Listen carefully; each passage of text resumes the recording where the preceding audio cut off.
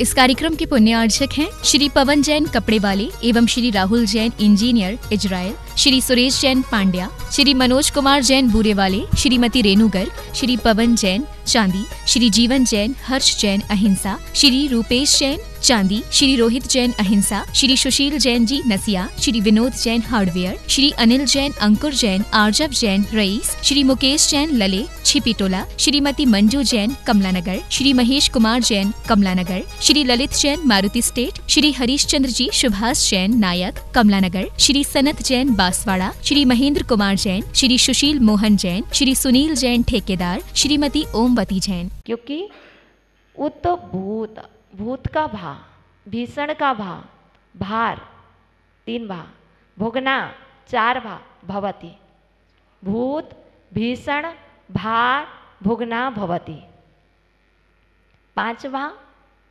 यदि वक्तांबर इस स्त्रोत के 45 नंबर काव्य में भा 5 बार आया है तो क्यों आया? वर्तमान में साइंटिस्ट ने रिसर्च की है और पाया इस भा से क्या होगा।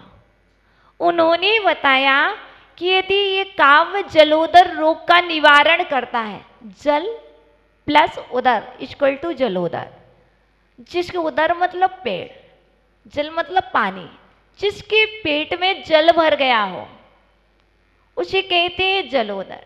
ये कब होता है? जब वात, पित्त और कफ ये तीनों एक साथ कुपित हो जाते हैं तब जलोदर रोग होने की शंका होती है, आशंका बनी रहती है। यदि तीनों एक साथ कुपित हुए हैं तो जलोदर जैसी बीमारी हो जाएगी। इसका कोई इलाज नहीं है, तो इसका यदि कोई इलाज है तो भक्तंबर स्त्रोत में। कैसे? भा। अभी पहले हम इसे साइंस से देख लेंगे।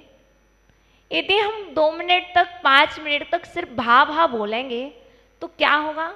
यदि शुद्ध बोलोगे भा भा भा तो क्या होगा? कपाल भाती होगी, आपका पेट अंदर जाएगा बाहर आएगा, और जब अंदर बाहर होगा तो क्या होगा? पानी सूखेगा कि नहीं? सूखेगा। अब इसके बाद इसमें सिर्फ 3 जगह विसर्ग आए हुए हैं, रूपः, भुग्नः, तासः, जीवितासः। सिर्फ यदि 45 नंबर काव्य में विसर्ग है तो 3 जगह हैं, फर्स्ट पंक्ति में, सेकंड में, थर्ड में नहीं है, फोर्थ पंक्ति में, लास्ट में सिर्फ 3 ही विसर्ग हैं। क्यों? अह अह। विसर्ग को उच्चारण कैसे करते? अह अह। अब क्या होगा? आहा बोलेंगे तो तब भी कपाल भाती भी होगी। इसके साथ साथ हमारी आवाज कैसी भी है, जब हम आह बोलते हैं तो हमारी जो आवाज नहीं निकल रही वो निकलना प्रारंभ हो जाती है। ये तो साइंटिस्ट ने सिद्ध करके बता दिया कि यदि जैनों के पास कुछ है इस भक्तंबर स्त्रोत में तो उनके पास ये भा है और भा के साथ उनके पास ये विसर्ग है। लेकिन आचार्य भगवान मानतुंग स्वामी कह रहे सिर्फ भा और सिर्फ विसर्ग इस रोग का निवारण नहीं है, इसके साथ है जैनों का श्रद्धान। यदि श्रद्धान ना हो तो कोई क्या स्वस्थ हो सकता है? नहीं हो सकता। तो सबसे बड़ा यदि कोई भा है और सबसे बड़ा कोई विसर्ग है तो वो है जैनों का श्रद्धान। जो श्रद्धान बनाएगा, सिर्फ जैन ही नहीं, जैनेतर लोग भी यदि इस भक्तंबर स्त्रोत पर श्रद्धान बनाएंगे तो वह भी इसमें सफल ही होंगे, असफल कोई नहीं होगा। अब बात आती है जलोदर, इसके बाद आती है सिर में दर्द। कैसे करूं ठीक? कितनी बार पढ़ूं? कहां पर पढ़ूं? कैसे पढ़ूं? देखिए, श्रद्धान है, पहले पढ़ करके देखिए। आपको बताया था मैंने, आपका एक छोटा सा बच्चा है, नवजात बच्चा आपके घर में पैदा हुआ है। आप बताइए, उस बच्चे का नाम आपने रखा है आदि। उस बच्चे को आपने कितनी बार पुकारा? आप प्रतिदिन बोलते हैं आदि आदि, उस बच्चे ने एक बार में नहीं सुना, उस बच्चे ने 2 बार में भी नहीं सुना। और कभी आपके घर में जितने भी सदस्य हैं परिवार के, वो यहाँ से आते बोलते आदि, वो यहाँ से, तो आप प्रतिदिन 100 बार, 108 बार, 1000 बार तो उसका नाम लेते हो, आदि आदि करते हो, तब वह कहीं जाकर के विचार करता है ये सब हमें ही आदि कह रहे हैं। वो देखता तो है पर सुनता नहीं है। क्यों? क्योंकि अभी उसे विश्वास नहीं हुआ है कि ये हमें ही पुकार रहे हैं। ऐसे ही यदि जब वह बच्चा भी आपके घर का लाल जब 1000 बार 8 दिन में 10 दिन में समझ पाता है कि ये सभी लोग मुझे ही आदि कह रहे हैं, वैसे ही वक्तम्बर स्तोत्र का कोई काव्य पढ़ने के लिए मुझे मिनिमम उस बच्चे के बराबर तो पुरुषार्थ करना ही होगा। जब उस बच्चे के लिए इतना बोल सकते हो, तो आज बच्चों की बुद्धि बढ़ाने के लिए, आज व्यक्तियों को रोग मुक्त करने के लिए आप क्यों नहीं 1008 बार बोल सकते? बताइए, बोल सकते कि नहीं? बिल्कुल।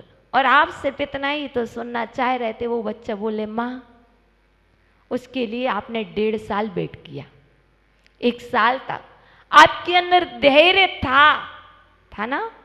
उस बच्चे को आप पुकार रहे हैं आदि आदि आदि, पर वह बच्चा अभी एक भी बार माँ शब्द नहीं कह रहा, एक भी बार वो पा भी नहीं कह रहा।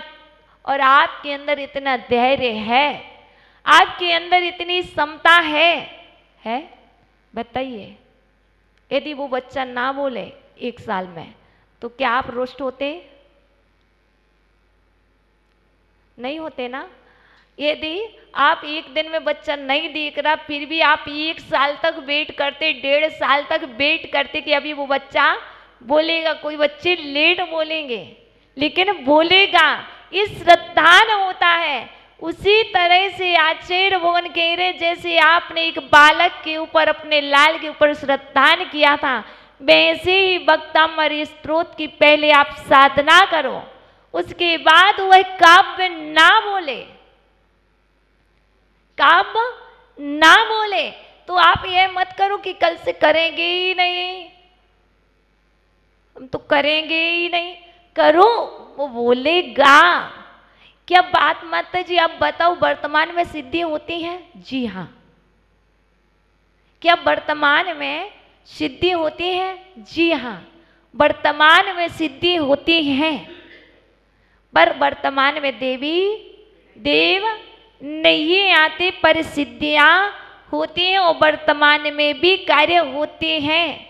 इसलिए आप बिल्कुल चिंता न करें, हमें सिद्धि नहीं करना, आपको भी सिद्धि नहीं करना, पर हमें तो अपना श्रद्धान इतना बनाना है कि हम स्वस्थ रहें, हम निरोगी रहें, जीव जगत के क्या सुखी रहें, सब जीव जगत के, इस विश्व में जितने भी प्राणी मात्र हैं वे सभी सुखी रहें, उनका परिवार हंसता खेलता रहे। मात्र एक ही भावना है, इस भावना को लेकर के आप साधना कीजिए। आप अपने स्वार्थ के लिए नहीं, अपने निजी स्वार्थ के लिए नहीं, पर कल्याण के लिए और निज कल्याण के लिए आप साधना कीजिए। वक्तम्बर स्तोत्र कह रहा, आप बिल्कुल निर्विकल्प हो जाइए। एक ना एक दिन तो कोई आपकी सुनेगा। जब ये सभी लोग नहीं सुनेंगे तो ये वक्तम्बर जी सुनेगा। यदि ये सब सुनेंगे कि आप क्या पढ़ रहे हो, यदि ये सब सुनेंगे कि आप 45 नंबर काव्य पढ़ रहे हो, तो वक्तम्बर स्तोत्र नहीं सुनेगा, ये बात पक्की है। और ये नहीं सुनेंगे तो आपका वक्तम्बर स्तोत्र सुनेगा। ये विशेषता है, इसलिए आप कीजिए। कैसे करूं? सबसे पहले देखिए, मुझे बता दीजिए रुख का जन्म हुआ कहाँ से? आपका जन्मदाता माता पिता हैं, हमारे दीक्षा दाता विभव सगर जी गुरुदेव हैं, आपके जन्मदाता आपके माता पिता हैं। लेकिन मुझे बताइए, रोग का जन्मदाता कौन है? कर्म है। कर्म तो है, उसमें भी कौन है? तो आपका मन ही आपके रोग, आपके तन का जन्मदाता है। आपके मन में रोग ने जन्म लिया तो आपके तन में रोग का जन्म हो गया। यदि आपके मन में रोग जन्म नहीं लेगा तो आपके तन में रोग जन्म ले ही नहीं सकता है। ये बात बिल्कुल 100% सत्य है। पहले रोग तन को नहीं होता है, पहले रोग मन को होता है। पहले तन गरम नहीं होता है, शरीर गरम नहीं होता, पहले तो हमारा मन, हमारा माथा गरम होता है, उसके बाद हम कहते हैं हमारा शरीर गरम हो रहा है। इसलिए आचार्य भगवान यहाँ पर कह रहे हैं, देखो पहले, सबसे पहले आप मुझे जागृत करना चाहते हो, मेरे काव्य से बात करना चाहते हो, आप 45 नंबर काव्य से बात करना चाहते हैं, तो आप पहले मन को स्थिर कर लीजिए। जब तक मन स्थिर नहीं होगा तब तक यह काव्य भी स्थिर नहीं होगा, एक काव्य भी चंचल रहेगा, और जब तक चंचल रहेगा तो वह काव्य आपका नहीं होगा। आप पद्यों से ही कनेक्शन बना सकते हो, या तो आप हमसे कनेक्शन बनाइए, या फिर यहाँ बैठे हुए लोगों से बनाइए। दो ही बातें हैं। काव्य चाहिए तो आप कनेक्शन तोड़िए। किससे? आप मन का मत कीजिए, आप मन का करना छोड़ दीजिए, आप आगम के मन का करना प्रारंभ कर दीजिए। आप अपने मन का बिल्कुल छोड़ दीजिए कि मन क्या कह रहा है, आगम क्या कह रहा है, हम उस आगम की मन की करेंगे। अभी मैंने मन को एक साइड में रख दिया कि मन तुम जाओ, मैं तुम्हारी सुनने वाला नहीं हूं, अभी तुम्हें आगम के मन की करूंगा। और ये आगम की जो मन की करेगा वो एक दिन काव्य से बात कर लेगा, और काव्य से बात वो नहीं कर पाते हैं जो अपने मन की ही करते हैं। इसलिए मन की नहीं करना मन की, क्या साधना तो करना है, पर मन की साधना नहीं करना है। जो जो की जाए, आगम में बताई जाए, वो करेंगे और श्रद्धान पूरा रखेंगे तो हम और आप फिर नहीं कहना माता जी मुझे बता दो मेरा ये बीमारी है, फिर मत आना कि मेरे घुटनों में दर्द है। देखिए प्रतिदिन चल रहा है ओम ह्रीम अरहम मिट्टी मिट्टी भयंकराय सर्वांग पीड़ा निवारणम कुरु कुरु, बोल रहे ना, प्रतिदिन चल रहा है। फिर भी आओगे माता जी वो कौन सा मंत्र था, माता जी बताओ, बिल्कुल नहीं बताऊंगी। पहले कह दिया है तुम तो कनेक्शन जोड़ो, कनेक्शन जुड़ जाएगा। देखो मैं सत्य कह रही हूँ, मैं कोई मांत्रिक नहीं हूँ, ना मुझे कोई तंत्र है आता है, ना मेरे पास तंत्र विद्या, ना मैं तांत्रिक हूँ, ना मैं मांत्रिक हूँ। मैं जो भी हूँ आपके जैसी एक इंसान हूँ, आपके बीच की हूँ। बस मैं इतना ही करती हूँ, जो आगम में लिखा है वह आपको बता देती हूँ, क्योंकि ये सोचती हूँ आप भी सुखी रहो, मैं भी सुखी रहूँ। अब जब मेरा काम होता है तो मुझे लगता है इनका भी काम बन जाए, ये बेचारे क्यों दुखी हैं। इसलिए आगम में लिखा है कि वक्तांबर स्त्रोत की जब हमें किसी को दुआ देना है, किसी को ठीक करने का विल पावर चाहिए है, तो उसमें लिखा है कि पहले आप 1008 बार आराधना कर लो। उसके बाद आप कभी भी मान के चलिए किसी के लिए हेडेक हो रहा है, किसी को भी आपके घर में, आप कुछ नहीं सिर्फ 2 से 3 मिनट के लिए उसके माथे पर हाथ रखिए आराम से, और 3 बार वक्तांबर स्तोत्र का 45 नंबर काव्य पढ़ दीजिए मन में रिद्धि मंत्र सहित। उसका सिर का हेडेक बिल्कुल ठीक हो जाएगा, सिर दुखना बंद हो जाएगा। ऐसे कोई सा भी रोग होगा, जैसे कभी कोई कहता पैर दुख रहे, अरे दबा दो, कितना दबाओगे। इसलिए आप सिर्फ इतना तो कर सकते, फिर आगे आगे आराधना करोगे तो आगे आगे बढ़ते जाओगे। तो हम सिर्फ इतना तो कर सकते कि अपने परिवार को तो सुखी रख सकते हैं, स्वयं स्वस्थ रह सकते हैं। इसलिए मात्र आज से देखेंगे काव्य को, देखेंगे इस लोक को, क्योंकि आज हम आपको वहां पर ले चल रहे हैं। देखो यहाँ पर मानतुंग आचार्य और यहाँ पर दूसरा यदि कोई राजा है तो मानगिरी नाम है, लेकिन पात्र यदि कोई है तो उसका नाम है हंसराज। हंसराज मानगिरी राजा जो है वह है, पहले चलते हैं पात्र को देख लें। पात्र क्या नाम है? हंसराज। और हंसराज के लिए पिता ने घर से निकाल दिया है और मानगिरी राजा अपने मित्रों सहित जैसे यहाँ पर बैठे हुए लोग घूमने जाते हैं, टहलने के लिए जाते हैं, ऐसे ही वह घूमने के लिए जा रहे थे। लेकिन एक वृक्ष देखते हैं, ओ ये वृक्ष तो सूखा है और इसके नीचे पड़ा कौन है? जाकर के पास में देखते हैं, ओहो ये तो कोई व्यक्ति है, इसको क्या हुआ? और नज़दीक जाते हैं, क्योंकि जैसे आप वॉक के लिए जाते हैं, कहीं भी घूमने जाते हैं, एक वृक्ष दिखता है, वहाँ कुछ व्यक्ति पड़ा हो तो आप क्या करते हैं? नज़दीक जाकर के देखते हैं, शायद इसे क्या हो गया है। ऐसे ही जाकर के मानगिरी राजा ने वहाँ पर देखा, कौन हो भाई, तुम कौन हो? मैं राजा को पुत्र युवराज हूँ। ओहो, कौन से राजा? कहाँ के राजा? मैं उज्जैनी नगर के राजा का नृपशेखर का पुत्र हंसराज हूँ। क्यों, यहाँ कैसे? राजा देखो, कर्म किसी नहीं हवा में उड़ाते हैं। अभी तक तो हम ये सुन रहे थे कि संत हवा से हल्के होते हैं, लेकिन एक कर्म भी इतने हल्के होते हैं, कहीं भी नहीं छोड़ते हैं, ना ऊपर ना नीचे, कहीं से भी कहीं किसी को उड़ा करके ले जाते हैं।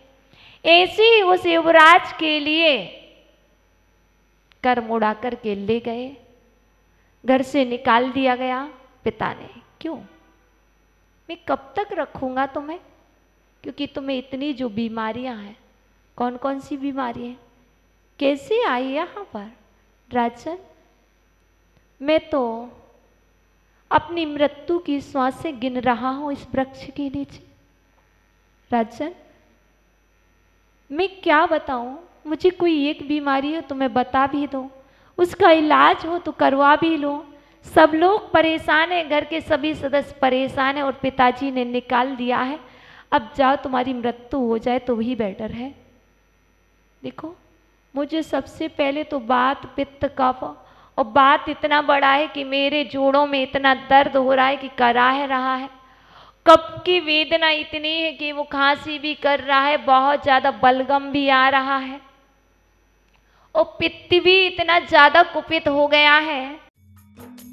इस कार्यक्रम के पुण्यार्चक थे श्री पवन जैन कपड़े वाले एवं श्री राहुल जैन इंजीनियर इजराइल, श्री सुरेश जैन पांड्या, श्री मनोज कुमार जैन बूरे वाले, श्रीमती रेणु गर्ग, श्री पवन जैन चांदी, श्री जीवन जैन हर्ष जैन अहिंसा, श्री रूपेश जैन चांदी, श्री रोहित जैन अहिंसा, श्री सुशील जैन जी नसिया, श्री विनोद जैन हार्डवेयर, श्री अनिल जैन अंकुर जैन आर्जव जैन रईस, श्री मुकेश जैन लले छिपीटोला, श्रीमती मंजू जैन कमलानगर, श्री महेश कुमार जैन कमलानगर, श्री ललित जैन मारुति स्टेट, श्री हरीश चंद्र जी सुभाष जैन नायक कमलानगर, श्री सनत जैन बांसवाड़ा, श्री महेंद्र कुमार जैन, श्री सुशील मोहन जैन, श्री सुनील जैन ठेकेदार, श्रीमती ओमवती जैन।